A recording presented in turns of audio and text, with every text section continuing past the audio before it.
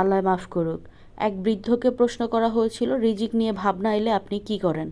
বৃদ্ধ উত্তরে বলেছিল, আজ অবধি আমি শুনিনি গভীর সমুদ্রে বাস করা কোনো নীলতিমি খাদ্যভাবে মারা গিয়েছে।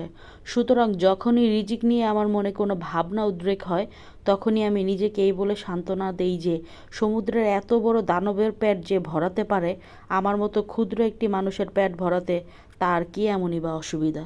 তো হ্যালো এভরিওয়ান, আসসালামু আলাইকুম, ইটস মি নীলা। সবাই কেমন আছেন? আশা করছি সবাই ভালো আছেন। তো আজকে রান্না করতেছি পটল দিয়ে নদীর পাঙাশ মাছ। তো পটলটা আসলে কে কে পছন্দ করেন অবশ্যই কমেন্টে বলে যাবেন।